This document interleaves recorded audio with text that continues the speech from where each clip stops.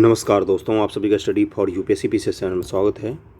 आज हम लोग 2 दिन का न्यूज़पेपर से डिस्कस करेंगे और उसमें से देखेंगे कि करंट अफेयर के कौन कौन से इंपॉर्टेंट टॉपिक हैं जहां से आपके एग्जामिनेशन में स्टैटिक पोर्शन से और करंट को मिलाकर सवाल पूछे जा सकते हैं, पीटी और मेंस दोनों में। ओके, इस चीज़ का ध्यान रखिएगा। हिंदी माध्यम के लिए बीपीएससी के रिगार्डिंग या पीसीएस के रिगार्डिंग इकलौता हमारा चैनल है जो इन चीज़ों को करवाता है, बाकी कोई चैनल नहीं करवाता है। इसलिए सब्सक्राइब कर लीजिए, आपको अच्छे कंटेंट मिलेंगे।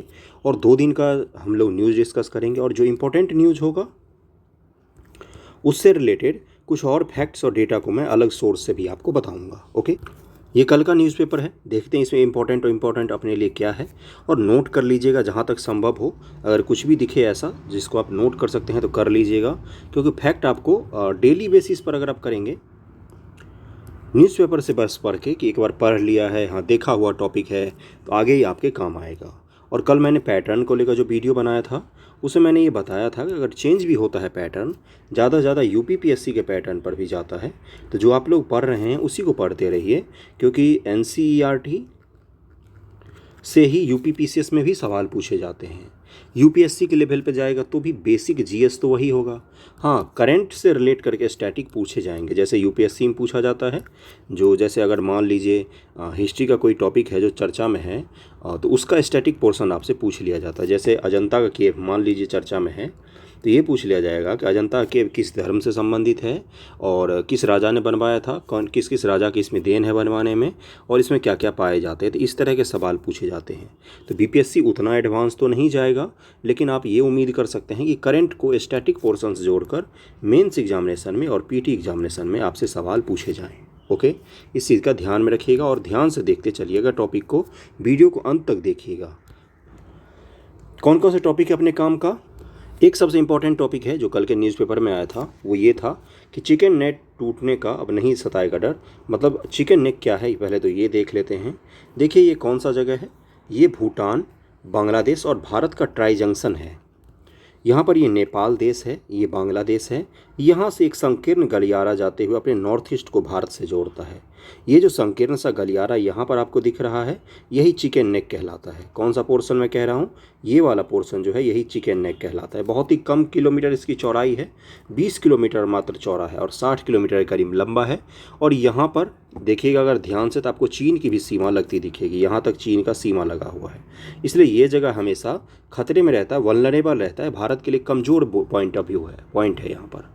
इस कारण से क्या है, भारत इसकी सुरक्षा को लेकर हमेशा चिंतित रहता है कि कैसे अगर चिकन नेक जो है इस पर निर्भरता को कम किया जाए और नॉर्थ ईस्ट से अलग अलग माध्यम से हमारी कनेक्टिविटी को बढ़ाया जाए।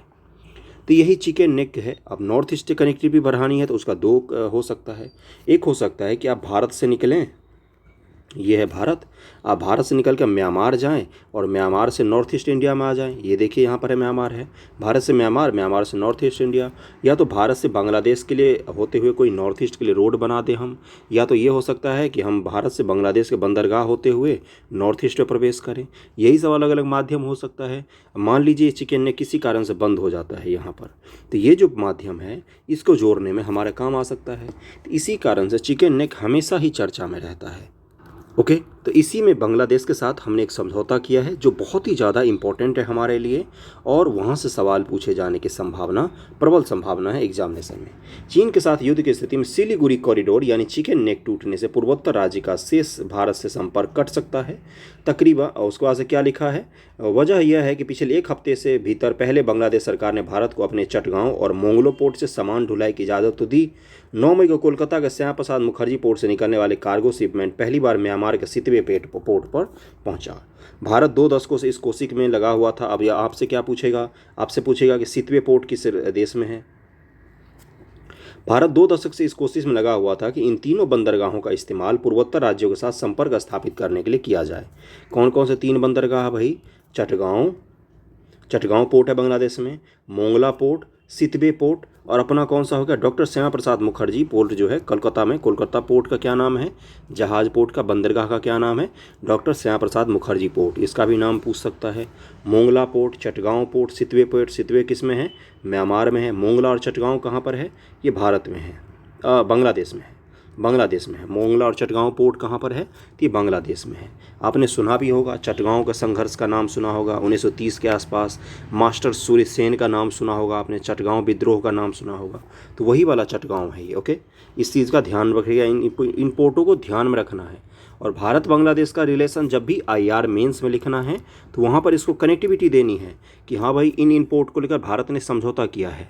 ओके, भारत के 2 दशक से इस कोशिश में लगा कि इन तीनों बंदरगाह का इस्तेमाल पूर्वोत्तर राज्यों के साथ संपर्क स्थापित करने के लिए किया जाए। राजनीतिक विशेषज्ञ इसे भारत सरकार की एक अहम राजनीतिक कामयाबी के तौर पर देख रहे हैं। 3 परियोजनाओं को म्यांमार और बांग्लादेश के साथ द्विपक्षीय रिश्ते को तय करने में अहम मान रहे हैं। बांग्लादेश की शेख हसीना सरकार ने पिछले हफ्ते भारत को चटगांव और मोगला पोर्ट कार्गो शिपमेंट के साथ इस्तेमाल करने की इजाज़त दे दी है। कार्गो शिपमेंट का मतलब क्या होता है? सामान की आवाजाही को लेकर मुख्य रूप से शिपमेंट की इजाज़त किस किस पोर्ट पर? मोंगला पोर्ट और चटगांव पोर्ट। इसको चटगांग भी बोल देते हैं कई सारे लोग, चटगांग। ओके, इस चीज़ का ध्यान रखिएगा इन दोनों पोर्ट का। सितवे कहाँ पर है? तो वो म्यांमार में है।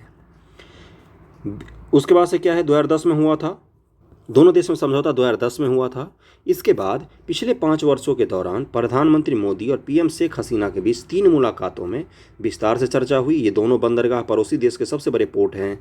भारत की योजना सिर्फ चटगांव पोर्ट के 8 मार्गों से असम, मेघालय, त्रिपुरा के जोड़ने की है। दोनों देश इसे अपने फायदे के तौर पर देख रहे हैं। हमारे लिए काम की चीज़ इसमें यही था, मुख्य रूप से काम का हमारे लिए यही था कि भारत और बांग्लादेश से जुड़े हुए जब चीज़ें पूछी जाएंगी तो उसमें आप इसकी चर्चा कर देंगे।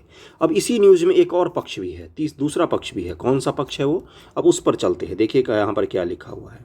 हाल ही में जब जापान के प्रधानमंत्री जी फुमिदा किशिदा, क्या नाम है इनका? नाम पूछ सकता है आपसे एग्जाम में, क्या नाम है? Fumio Kishida. इन्होंने भारत यात्रा की है। इनका याद रखिएगा, इन्होंने भारत की यात्रा की है और इनसे जुड़े हुए सवाल पूछे जा सकते हैं कि इनका नाम क्या है, यही पूछा जा सकता है। तब इस बारे में बात हुई थी कि भारत, जापान और बांग्लादेश के बीच कनेक्टिविटी परियोजना के विकास को लेकर त्रिपक्षीय समझौते की संभावना पर भी चर्चा हो रही है। म्यांमार में सत्ता परिवर्तन के बाद सितवे पोर्ट को लेकर जो अनिश्चितता के बादल छाए थे वह अब समाप्त हो चुके हैं। माना जा रहा है कि चीन के प्रभाव वाली म्यांमार की सैन्य सरकार इस बंदरगाह को लेकर उदासीन हो जाएगी, लेकिन भारत ने सैन्य सरकार से नाता नहीं तोड़ा। अब यह बंदरगाह परिचालन के लिए तैयार है। इससे पूर्वोत्तर राज्यों को आवश्यक सामग्री भेजने के लिए एक और विकल्प मिल जाएगा। अभी तक सिर्फ सिलीगुड़ी कॉरिडोर एकमात्र रास्ता था। तो यानी कि एक त्रिपक्षीय समझौता भी हो सकता है। किसके बीच में? नोट डाउन कर लीजिएगा, भारत, बांग्लादेश और जापान के बीच में व्यापार कनेक्टिविटी को लेकर। एक हमारा समझौता किससे हो सकता है? भारत और म्यांमार से समझौता हो सकता है। किस चीज़ को लेकर? सितवे पोर्ट को लेकर। वहाँ पर सत्ता परिवर्तन के बाद ये दिक्कत आ रही थी, लेकिन हमने मना लिया, हमने थोड़ा सा हाथ पैर पकड़ के मना लिया कि चलो भाई आ जाओ, मान जाओ। और कौन सा हमने देखा है इसमें? चटगांव पोर्ट देखा है, नोट कीजिएगा, सारे इंपॉर्टेंट हैं ये। और मोंगला पोर्ट देखा है हमने। ये दोनों बांग्लादेश के सबसे बड़े पोर्टों में से एक हैं। कोलकाता के पोर्ट का क्या नाम है? तो डॉक्टर श्यामा प्रसाद मुखर्जी पोर्ट नाम है उसका, बंदरगाह नाम है। क्लियर हो गया यहाँ तक? अगले न्यूज़ पर चलें। इसमें यही था। चिकन नेक कहाँ पर? ये भी क्लियर हो गया होगा। कहाँ पर, किस राज्य का भाग है चिकन नेक? अब मुझे ये बताइए, तो ये किसका भाग है? तो ये अपने पश्चिम बंगाल का भाग है। ओके, सिलीगुड़ी कॉरिडोर भी इसको कहा जाता है। अगले चलते न्यूज़ पर, और अगले न्यूज़ में भी आपको इसी तरह के इंपॉर्टेंट मैं डेटा निकाल कर, फैक्ट निकाल कर दिखाऊंगा। अगला न्यूज़ जो है वो भी इसी सबसे संबंधित है, और लेकिन थोड़ा सा अलग है। केंद्र सरकार की नीतियां और राज्य सरकार की नीतियों को लेकर संबंधित है। क्या है न्यूज़? कि 2025 तक 70% कर्मचारियों को नए कौशल की आवश्यकता होगी। जो भारत सरकार के कर्मचारी हैं उनमें से 70% ऐसे हैं जिनको 2025 तक अलग से ट्रेनिंग देना पड़ेगा, नहीं तो वो किसी काम के नहीं रह जाएंगे। ऐसा क्यों होता है? टेक्नोलॉजी में परिवर्तन आ जाता है समय समय पर। बहुत सारी तकनीक ऐसी होती जो बदल जाती है, जिसको लेकर कर्मचारी जो होते हैं वो उदासीन होते, वो सीख नहीं पाते हैं या उनको ट्रेनिंग प्रॉपर नहीं मिलती है, तो वो कर्मचारी की प्रोडक्टिविटी धीरे धीरे कम होने लग जाती है। इसी पर ये न्यूज़ है। आपसे इससे जुड़े हुए सवाल पूछे जा सकते हैं PT और मेंस में। देखिए यहाँ पर क्या लिखा हुआ है कि बदलती तकनीक और काम के तरीकों के साथ विश्व भर के श्रम बाजारों में कामगारों की मांग भी उसी अनुरूप में बढ़ रही है। इसे देखते हुए पिछले दिनों भारत की अध्यक्षता में भुवनेश्वर में हुई G20 देशों की बैठक में बाजार के नए ट्रेंड पर मंथन किया गया। आकलन किया गया कि 2025 तक 70% कर्मचारियों की कौशल विकास की आवश्यकता है। दुनिया भर में ही, भारत ही नहीं, दुनिया भर में ऐसे कर्मचारी होंगे 100 में से 70 जिनको स्किल्ड की ज़रूरत होगी। भारत में तो होगी ही होगी। जिनको स्किल चाहिए उनको स्किल को प्रशिक्षण, ट्रेनिंग देनी पड़ेगी, समय के अनुरूप उनको ट्रेनिंग देना पड़ेगा। इस चीज़ के बारे में आपसे सवाल पूछ सकता है। आपसे अगर पूछा जाए कि सुधार के लिए क्या कर सकते हैं, सरकारी कर्मचारियों के प्रोडक्टिविटी को बढ़ाने के लिए क्या करना चाहिए, तो वहाँ पर आप इस रिपोर्ट के बारे में जिक्र कर सकते हैं और बता सकते हैं। आपसे मान लीजिए GS2 में पूछ ले या इंटरव्यू में पूछ ले, तो आप ये बता सकते हैं कि 70% ऐसे कर्मचारी हैं जिनको ट्रेनिंग की ज़रूरत है। कौशल विकास उद्यमिता मंत्रालय ने G20 देशों के प्रतिनिधियों के सामने विस्तृत प्रस्तुतिकरण किया। भारत में किस तरह से नई शिक्षा नीति व्यापक बदलाव करते हुए अकादमिक शिक्षा के साथ व्यावसायिक शिक्षा को जोड़ने, भविष्य के लिए कुशल कामगार तैयार करने के लिए चर्चा चल रही है। इसके साथ ही मंत्रालय के सचिव अतुल कुमार तिवारी, ये सब हमें नहीं जानना है, बस हमें क्या जानना था कि एक G20 मंथन हुआ है जिसमें ये डिस्कस किया गया है कि 2025 तक जो है वो 100 में से 70 कर्मचारी ऐसे होंगे जिनको स्किल की आवश्यकता पड़ेगी। और स्किल देना किसका काम होगा? भारत सरकार का जो स्किल वाला मंत्रालय उसका काम होगा। हर स्तर पर दुनिया में जो कर्मचारी हैं उनको नए टेक्नोलॉजी से वाकिफ़ करवाना होगा, नहीं तो उनकी प्रोडक्टिविटी धीरे धीरे कम होती जा रही है। आपको ये बताना पड़ेगा। और भारत सरकार ने G20 की बैठक में ये भी बोला है कि हमारी जो नई शिक्षा नीति 2020 है, इसमें हमने क्या किया है, हमने शिक्षा को व्यावसायिक शिक्षा से जोड़ने की कोशिश की है। मार्केट का जो डिमांड है जिस एजुकेशन की, उस डिमांड के आधार हम अपने बच्चों को ट्रेंड करेंगे, एजुकेशन देंगे। इससे क्या होगा, मार्केट के अनुसार जो कैंडिडेट निकलेंगे उनको जॉब पाने में आसानी होगी, उनको रिलेवेंट पर्सन निकलेंगे कॉलेज से, स्कूल से। ऐसा नहीं होगा कि BA करने के बाद भी कोई स्किल नहीं होगा। इसी तरह की हमने नई शिक्षा नीति बनाई है। आप नई शिक्षा नीति के बारे में बता सकते हैं कि G20 देशों के सामने हमने इस चीज़ का प्रस्ताव रखा है। अगले न्यूज़ पर चलते हैं। आप अगला न्यूज़ है वो आपका PT में पूछा जा सकता है, इससे जुड़े हुए फैक्ट क्या है। बारसू रिफाइनरी के आड़े से आ सकती है पुरातात्विक शैल कलाएँ। जो महाराष्ट्र का कोंकण तट है ना, वहाँ पर पत्थरों पर बड़े बड़े शैल कलाएँ बनाए हुए प्राचीन लोगों के द्वारा, अगर आप सर्च करेंगे तो आपको दिख जाएगा। आकाश से देखने पर ये पता चलता है कि ये शैल कला कितना विशाल विशाल बनाया हुआ है। वहाँ पर एक रिफाइनरी प्रोजेक्ट लगाया जाए। रिफाइनरी क्या होता है? कच्चा तेल को हम लोग प्रोसेस करके उससे पेट्रोल, डीजल, वगैरह वगैरह बनाते हैं। यही रिफाइनरी का प्रोजेक्ट लगाया जा रहा है। जिससे क्या होगा, ये जो शैल का प्रोजेक्ट है, ये जो शैल कलाएँ हैं, इनके ऊपर खतरा मंडरा रहा है। महाराष्ट्र राज्य में है ये, और इससे जुड़ा हुआ फैक्ट आपसे पूछा जा सकता है। देख लेते इस न्यूज़ को, थोड़ा सा फैक्ट निकल के क्या आता है। केंद्र सरकार के द्वारा कोंकण में प्रस्तावित मेगा रिफाइनरी के निर्माण में शिवसेना के राजनीतिक विरोधियों के अलावा, ये हमारे काम का नहीं है, वहाँ स्थित पुरातात्विक महत्व का शैल कलाएँ, जियोग्लिप्स भी आड़े आ सकती है। इस चीज़ का ध्यान रखिएगा। ये शैल कलाएँ पिछले वर्ष ही यूनेस्को की अस्थायी धरोहर सूची में शामिल की गई हैं। यूनेस्को का जो धरोहर सूची है ना, उसमें इसको जगह दिया गया, अस्थायी लिस्ट में। अभी कुछ दिनों बाद ये परमानेंट लिस्ट में आने की इसकी संभावना है। और रिफाइनरी अगर वहाँ पर लग जाएगा तो इस शैल कला का नुकसान पहुँचेगा। इसलिए पुरातत्वविद भी इस चीज़ को लेकर टेंशन में हैं और विरोध जता रहे हैं कि ऐसा नहीं करना चाहिए भारत सरकार को। बारसू और सोलगांव कहाँ पर है? ये बारसू और सोलगांव महाराष्ट्र में प्रस्तावित एशिया की सबसे बड़ी रिफाइनरी को भारत की 3 बड़ी कंपनियां, इंडियन ऑयल, भारत पेट्रोलियम और हिंदुस्तान पेट्रोलियम द्वारा संयुक्त रूप से खाड़ी देशों की 2 बड़ी तेल कंपनियां, सऊदी अरामको कहाँ की कंपनी है? ये सऊदी अरब की सबसे बड़ी तेल की कंपनी है। दुनिया की सबसे बड़ी तेल की कंपनी है अरामको। इस चीज़ का ध्यान रखिएगा। एवं ANDOC के साथ मिलकर लगाने की योजना है। भारत की 3 कंपनी, खाड़ी देश की 2 कंपनी। यह रिफाइनरी पहले रत्नागिरी के ही नारना में स्थापित की जानी थी, लेकिन वहां स्थानीय लोगों के विरोध के कारण महाविकास आघाड़ी सरकार के तत्कालीन मुख्यमंत्री उद्धव ठाकरे ने स्वयं प्रधानमंत्री को पत्र लिखकर इसको रत्नागिरी से ही बारसू सोलगांव में लगाने का प्रस्ताव दिया था। हमारे लिए इसमें काम का यही है, पहले रत्नागिरी में ये लगाया जा रहा था, लेकिन अब इसको बारसू में लगाया जा रहा है। लेकिन वहाँ पर भी पुरातात्विक शैल कलाएँ हैं, जिसके कारण से इसका विरोध हो रहा है कि वहाँ पर भी ना लगाए जाएँ। और आगे क्या था इसमें, भारत की 3 कंपनी और खाड़ी देश की 2 कंपनी हैं, उन दोनों को मिलाकर इस रिफाइनरी प्रोजेक्ट को बनाया जा रहा था। आप इसको कहाँ पर आईआर में यूज करेंगे? जब आप खाड़ी देशों के साथ संबंध को लिखेंगे तो वहाँ पर आप बताएंगे कि भारत और खाड़ी देश की कंपनियाँ मिलकर भारत में बड़े रिफाइनरी लगाने की कोशिश कर रही हैं। इससे क्या होगा? भारत में कच्चे तेलों का शोधन किया जाएगा और क्या होगा? उसको बेचकर भारत सरकार डॉलर कमा सकती है। बैलेंस ऑफ पेमेंट में हमें सुविधा मिलेगा। इतना सारा क्लियर कर दिया मैंने एक न्यूज़ से, और इससे जुड़े हुए सवाल पीटी मेंस दोनों में पूछे जा सकते हैं। अगला जो टॉपिक है ये आपको खुद से पढ़ना है। बहुत ही कमज़ोर टॉपिक है क्योंकि इसमें तो जनरली सबको आता ही है। वो जलवायु परिवर्तन का क्या असर पड़ रहा है तापमान पर, ये आपको पढ़ना है और आपने पढ़ा भी होगा, इसमें तो कोई हर्ज नहीं होना चाहिए। एक और टॉपिक है जिसको आपको खुद से पढ़ना है। अनुचित है मजहब आधारित आरक्षण।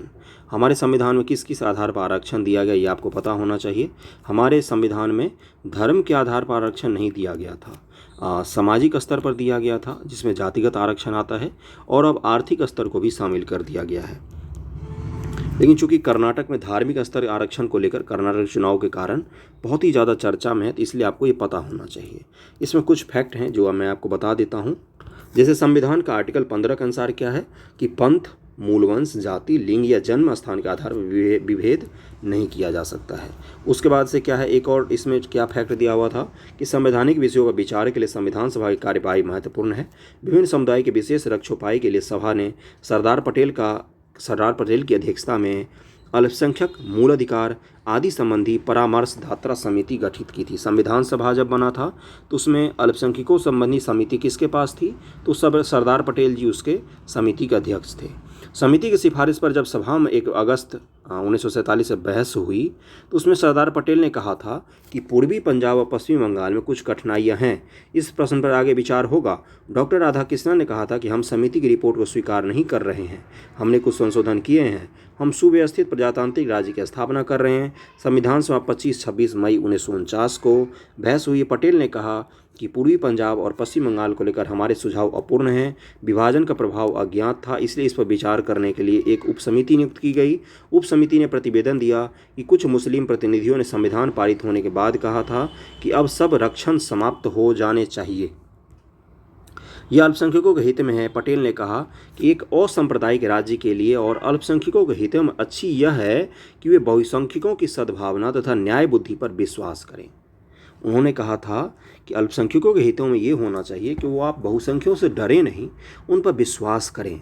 ये किसका कथन है? ये सरदार पटेल जी का कथन है। इसको अगर आप आंसर राइटिंग में यूज़ करेंगे, निबंध में यूज़ करेंगे, सांप्रदायिक चीज़ों को लेकर यूज़ करेंगे तो वहाँ पर आपका आंसर जो है वो अकाट्य हो जाएगा। बाकी इसमें जो दिया हुआ है वो तर्क वितर्क हैं। किस चीज़ से संबंधित तर्क वितर्क हैं? मुस्लिम आरक्षण से संबंधित तर्क वितर्क दिए हुए हैं कि संविधान सभा कैसे क्या मुस्लिम आरक्षण को लेकर चर्चा कर रही थी। इसको आपको खुद से पढ़कर इसमें से पॉइंट निकालना चाहिए, क्योंकि इसमें पॉइंट जो हैं वो संविधान विशेषज्ञ या संविधान सभा के सदस्यों के भाषण पर आधारित केंद्रित करके बनाए गए हैं। तो अगर मुस्लिम आधारित या धर्म आधारित आरक्षण से जुड़े हुए सवाल आपसे पूछे जा सकते हैं तो वहाँ पर ये आपको बहुत काम देगा, ये ऐसे आपके बहुत काम आएगा। और हृदय नारायण दीक्षित जी कौन है? तो ये यूपी विधानसभा के अध्यक्ष हैं, हाँ, उत्तर प्रदेश विधानसभा के पूर्व अध्यक्ष हैं, अभी तो नहीं हैं। ओके, अगला है जो टॉपिक वो दूर होती लॉजिस्टिक लागत की चुनौती। यहाँ पर ये बहुत ही इंपॉर्टेंट टॉपिक है आपको लिए, ये इसी को मैं डिस्कस करने मुख्य रूप से आया था। क्या है इसमें कि हाल ही में प्रकाशित विश्व बैंक की लॉजिस्टिक प्रदर्शन सूचकांक 2023 में भारत 6 पायदान की छलांग के साथ 139 देशों की सूची में 38वें स्थान पर पहुंच गया है। किसने जारी किया है? विश्व बैंक ने जारी किया है। सूचकांक का नाम क्या है? लॉजिस्टिक प्रदर्शन सूचकांक। लॉजिस्टिक का मतलब होता है जैसे सामान बना पटना में कोई, उसको ट्रक से ढोकर दिल्ली ला रहे हैं तो वही प्रणाली लॉजिस्टिक कहलाती है। लॉजिस्टिक का मतलब होता है ट्रक, ट्रैक्टर वगैरह जिस माल ढुलाई जो मुख्य रूप से होता है यही लॉजिस्टिक कहलाती है। लॉजिस्टिक का मतलब निर्गत और आगत जो होता है किसी भी कंपनी में, किसी फैक्ट्री में, वही होते हैं लॉजिस्टिक चीज़ें सब कुछ। ओके, तो लॉजिस्टिक के प्रदर्शन सूचकांक का एक रिपोर्ट जारी करती है वर्ल्ड बैंक। इसमें 139 देशों में हमारा रैंकिंग कितना है? 38वां रैंक है। इस चीज़ को ध्यान रखिएगा, ये पूछा जा सकता है आपसे। 2023 के लिए ये रैंकिंग है। भारत 2018 में इस सूचकांक में 44 पर, 2014 में 54 स्थान पर था, यानी कि लॉजिस्टिक में हमने काफ़ी सुधार किया है। पीएम गति शक्ति योजना, नई लॉजिस्टिक नीति के क्रियान्वयन से भारत में लॉजिस्टिक लागत में कुछ कमी आने के संकेत मिलने लगे हैं। गति शक्ति जो योजना चलाई है प्रधानमंत्री गति शक्ति योजना, उसके कारण से लॉजिस्टिक लागत में कमी आई है। माल ढुलाई में अगर लागत में कमी आएगी यानी कि मुनाफा बढ़ेगा। यही तो मतलब होता है ना, मुनाफा बढ़ेगा। आधुनिक एवं डिजिटलीकरण से भी भारत का लॉजिस्टिक प्रदर्शन बेहतर हुआ है, डिजिटलीकरण का भी मदद मिला है। तो आप इसको क्या लिखेंगे, क्यों ये सुधार संभव हो पाए हैं भारत में? तो पीएम गति शक्ति, आधुनिकीकरण, डिजिटलीकरण, ये सब आप लिख सकते हैं पॉइंट बना बना के इसमें। उसके बाद क्या है, सामान्यतः वस्तु के उत्पादन में कच्चे माल की लागत पहले क्रम पर, मजदूरी की लागत दूसरे क्रम पर, फिर लॉजिस्टिक की लागत का क्रम आता है। लॉजिस्टिक लागत का मतलब है उत्पाद एवं वस्तुओं को उत्पादित स्थान से गंतव्य स्थान तक पहुंचाने तक लगने वाला परिवहन, भंडारण, अन्य खर्च। लॉजिस्टिक लागत कम या अधिक होने में बुनियादी ढांचे की अहम भूमिका होती है। यही सब खर्च जो होता है वो लॉजिस्टिक लागत कहलाता है। बुनियादी ढांचा का मतलब क्या होता है, सड़क कितने हैं, रेल मार्ग कितने बने हुए हैं, हवाई जहाज़ से माल ढुलाई होती है कि नहीं होती है, ये सब बेसिक इंफ्रास्ट्रक्चर होते हैं। जितना अच्छा इंफ्रास्ट्रक्चर होगा उतना ही कम लॉजिस्टिक की लागतें आती हैं। अब ट्रेन वाला महंगा लेगा तो हम ट्रक से भेज देंगे, ट्रक वाला महंगा लेगा तो हम ट्रेन से भेज देंगे, और उससे सस्ता अगर हवाई जहाज़ का महंगा पड़ेगा तो हम हवाई जहाज़ से भेज देंगे।